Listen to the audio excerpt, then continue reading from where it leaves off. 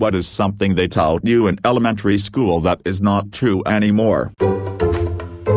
I was a defiant and skeptical child. I remember the teacher running an experiment with all the children to prove this to us. Every time I applied something to the part of my tongue where I wasn't supposed to be able to taste it, I still could. I kept insisting the teacher was wrong, but they kept insisting I was doing the experiment wrong. What's the point of an experiment if you're going to ignore the results? Years later, finding out I was right was such a sweet feeling. That was the day I learned teachers are sometimes wrong. As my education progressed, I learned teachers are often wrong. The ones I respected, however, were the ones who when questioned would do more research, accept they were wrong, and correct the course materials accordingly. Mind you, that only ever happened at the college level. Public schools don't allow teachers the freedom to actually think for themselves. College was where I learned the first 13 years of my education was mostly bullshit. No wonder I'm skeptical to a fault nowadays.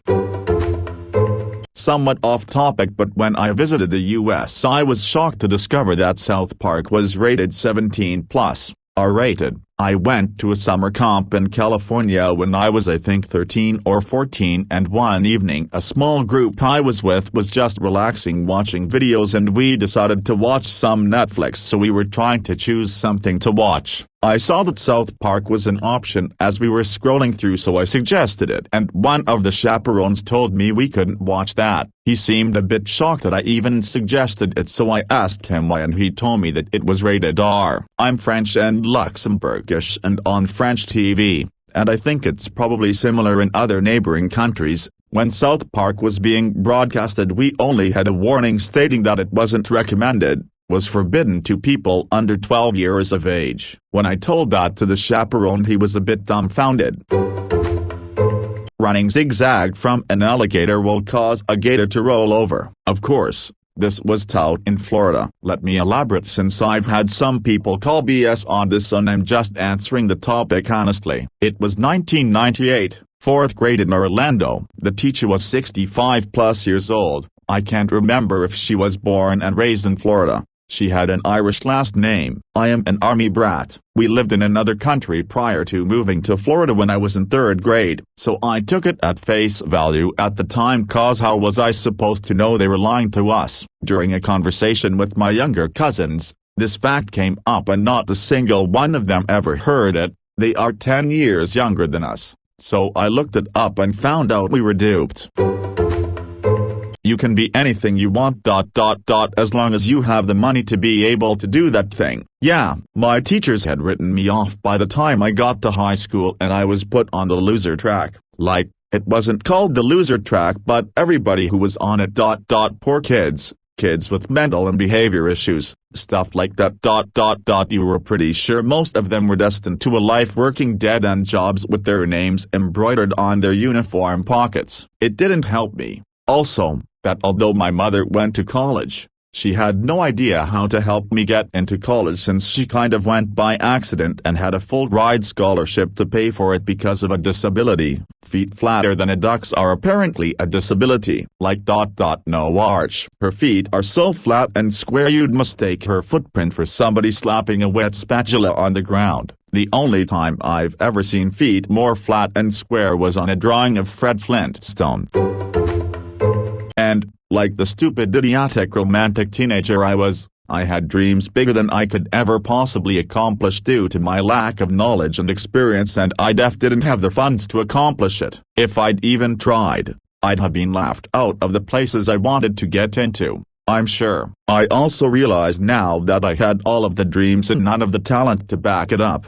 I wanted to be a Broadway chorus line girl because I loved to sing, was head over heels stupid in love with all of Andrew Lloyd Webber's musicals, and had seen the film version of A Chorus Line way too many times. Because I'm a practical sort, and my mama didn't raise no fool, I gave up on those dreams I had no chance of making come true and just sort of settled into different life. It's not been terrible, not by any stretch of the imagination, but it wasn't and hasn't been my dream life, and I'm okay with that. Valid reasons sometimes get dumbed down for the appropriate audience. The real answer should have been, you're going to enter things in wrong. fat finger something, not have your memory cleared, etc. etc. So it's useful to have a vast level of math memorization and/or a mental framework and understanding of what you're calculating to anticipate the types of answers you should be getting so that you might be able to catch an error in the process. When I've had nosebleeds, I've been told everything from look up to keep the blood from draining out. Makes no fucking sense to be besides trying to avoid a mess. I've been told to look down and let it all drain out. Takes forever. To pinch my nose closed for long enough for it to stop bleeding. Kinda works. But often releasing the pinch will start the bleeding again. But the only thing I have found that actually works is making tissue walruses. Roll up some tissue paper into something that looks like a fat joint and shove that puppy up your nose. Replace every so often. I've heard tampons work great for this, but I have not tried it myself. I can usually find tissues a lot faster than tampons. That is usually pretty quick to get cleaned up and plugged up, and you don't have to stand over a sink or wait around for it to stop bleeding. You just plug it up, get back to business and check on it every so often.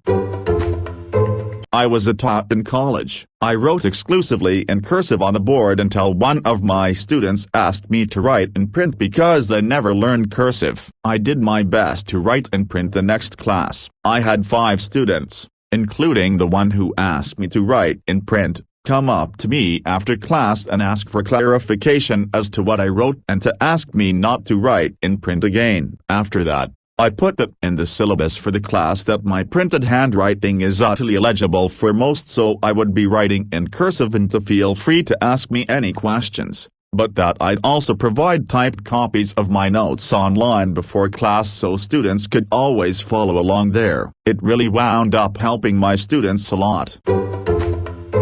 Just bodily autonomy in general. Seeing my nibblings being taught from being old enough to walk that they get to choose if they give kisses and/or cuddles and there's no pleading from the grown-up, kid word rules, is great. No explanation needed. You don't want to give me hugs and kisses, you don't. It makes me happy that they know they can say no and it should be respected always. I wish I'd grown up understanding that. Pedantic alert. That's not what happened. There were 2 Germanys, the Federal Republic of Germany, commonly known as West Germany, and the German Democratic Republic, commonly known as East Germany. What happened wasn't a unification of the 2 Germanys but an annexation of East Germany by West Germany. Today's Germany is still the Federal Republic of Germany it was back then, now just with more territory and people.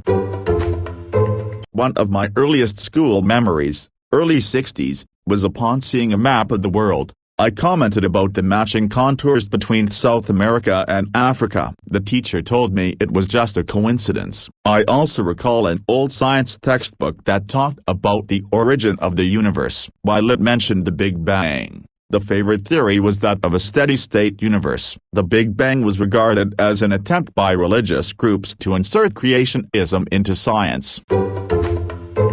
This wasn't so much that you'd be perfectly safe and fine. In the event of a nuclear blast, depending on your distance from it, ducking and covering behind, or in something like a ditch or barricade would offer much better protection from the initial blast wave. You'd still be fucked when it came to the fallout though. But it would buy you precious time to escape and seek treatment. At least that is how it was explained to me, but I was in school in the 90s. Long after the Cold War and duck and cover was tout.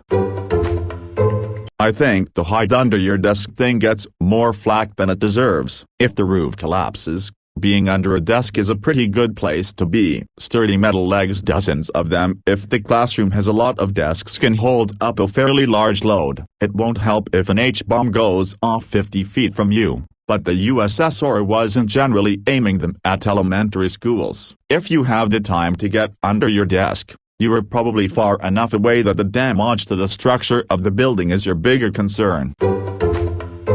In Texas public schools, I was also taught that the Alamo was some great battle where the heroes of Texas delayed the Mexican army so Houston could rally his forces, and the Texans at the Alamo fought to the bitter end. Houston ordered the Alamo abandoned and its cannon removed because its defeat was inevitable and it was a waste of resources. The defenders of the Alamo defied his orders. Also, It turns out many men surrendered as the Alamo War were cut down fleeing. The men who surrendered were ordered executed, but the Mexican soldiers and officers hesitated until they were ordered again. I don't fault the men for fleeing or surrendering. I only point this out because we were taught they fought to the last man and died in the Alamo, guns blazing. Also, the Mexicans were fighting the Texians over back taxes Texians had agreed to pay, and the Mexicans also disliked Texians owning slaves in violation of Mexican law. We were never taught that in Texas history. From Texas too, I heard stuff along the lines of, they had a great time singing while picking crops. There was a great sense of community. Oftentimes, the master's children would play with the slave children. Wow. Progressive. She did mention brutality, but made it sound like only the bad slave owners did that, cause there were good people who owned and sold other human beings. But don't worry, Martin Luther King Jr. ended racism.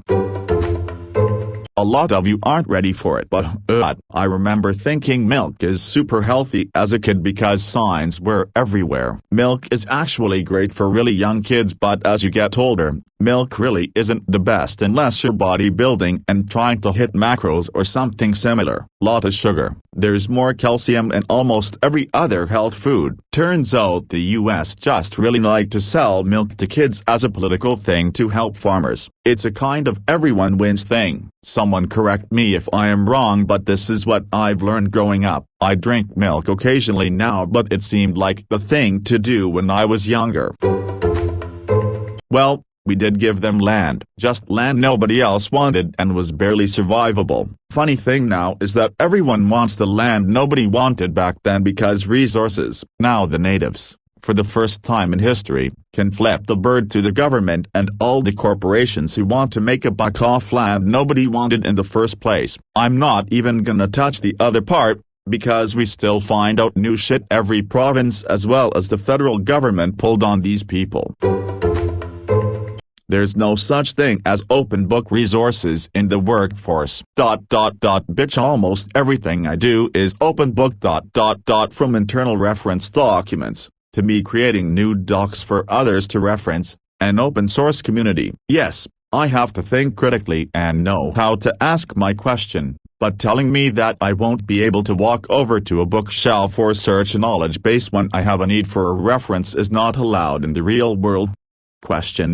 Nope. The issue with that is that kids basically learn by repetition. Most of the things we're now taking for granted that we all just know is being taught by teachers for weeks on end, in lots of different ways until kids actually understand it. Alphabetical order, then, is probably being taught 4 or 5 times. Even if it's only 1 or 2 lessons where that's the explicit goal. I happen to know a ta, and most of their frustration is having spent a week making sure that kids understand something as simple as adding 2 numbers, them forgetting it the next day, teaching them again, getting them to the point where they remember it to the end of the week, and then finding on Monday that half the class doesn't remember. Also, a lot of the logical leaps that you expect kids to make actually are not made. They say it's really enjoyable teaching the smart kids, because they actually understand things on a deeper level, make the leaps, ask the questions, find it actually engaging and interesting. And lots of the less smart kids just don't do that. They just really don't seem to come out with anything, and it's a matter of coaxing them towards the answer without giving it to them. It totally matters. Our world depends on different people having different skills. I'm not better than anyone, in an absolute sense. I am better than many people at certain things. That has allowed me to find a profession that pays well and has fairly modest competition. There are people who could never do my job and I could never do their job. The world needs people of all types, and even things like entertainment and recreation. How horrible would it be if everyone liked exactly the same stuff? If you like camping, for example, it's already hard enough to find places that aren't overcrowded. We're lucky that some people would find camping to be their worst nightmare. My science teacher once said something like learning science is a process of lying to yourself a little less each time, and that's always stuck with me, because actually that's how most education has worked for me. from science to English to history, even to stuff that they don't teach. It's not that this is wrong, it's that this model is simplified in order to understand the basic ideas contained in it. The quantum model is just delving deeper into reality. So, don't feel shitty that you don't know this. This is just a deeper layer. Also, with a lot of stuff, why do you need to know this, really? It was totally normal to refer to Native Americans as Indians. I remember in kindergarten the teacher was teaching us about them. Kinda, not really, and everyone had to pick an Indian name and we had to chant this very racist and stereotypical chant about them. In second grade for a Thanksgiving party you were required to dress up as either a pilgrim or an Indian, and all the white kids chose to be pilgrims because of internalized racism taught by their parents. I was literally the only kid in my class who dressed up as Native American and all the white girls told me I looked dirty. Scottsdale, Arizona folks. I don't think the intent was to say you won't have a calculator to do your job. It was more about when you're at a store and trying to determine which option has a better per unit cost, or translating between Celsius and Fahrenheit. That is everyday life kind of math, and while it's not true anymore, it's still important to be able to do at least basic arithmetic to be able to do algebra, and any more advanced subjects at math or science. Also, it helps to know if what your calculator spits out is at all reasonable or you added an extra zero or something, because calculators can't read minds yet. You need to stretch before doing or you could hurt yourself. So it turns out stretching before physical exercise increases the chance you'll hurt yourself, and you should do it after exercise to help your muscles recover. The entire founding history of Australia, the entire concept of Aboriginals as they were called in the distant past of 2004. Blood is blue in the veins. You should brush your teeth top to bottom while they're closed together. In the distant past the different continents may have been connected. Pretty sure we knew about Pangea by the 2000s. A lot of people still think that it's too dark to teach kids and don't want to tout until at least high school. I say fuck that. The kids who experienced it were the same ages as the kids that people want to protect from the truth. I remember my teachers back in the 90s comparing it to a normal boarding school. Said it was easier to get to class when they lived on the campus and easier to learn a new language when you're submerged in it. The last school didn't close until 1996. That was when I was in grade 5. I still think you should be able to do some math in your head. At least approximations. See it way too often that someone mistypes on their calculator, gets total bullshit and just accept it. Often it's just ridiculous. On the level of, we got one more person for dinner. Wait, let me adjust the recipe. Type stuff. Order 23 tons of green corn. I sometimes still do long division on paper when my calculator and my phone are out of reach and I don't feel like getting up. As in a roadmap, because I think you still should have one. Sure, you have magical technology on you at all times, but it can die or be disconnected or faulty at any point in time. A roadmap gets you there even if you're in the middle of nowhere with no signal. Also, as a map of the world, because it's still one of my fondest memories that my dad taught me to recognize all the countries on a map. It's probably worth the investment just for that. In 8th grade, my history teacher showed us pictures of all the past presidents and told us that unfortunately, an unspoken requirement to becoming the president is, you have to be a white guy. This teacher was conservative, politically speaking, so it wasn't like he was trying to be woke. It wasn't him trying to be racist either. He was just trying to have a conversation about race and politics. Never forgot that moment. Then a few years later I remember crying a bit from happiness when Obama got elected. What a disappointment he turned out to be.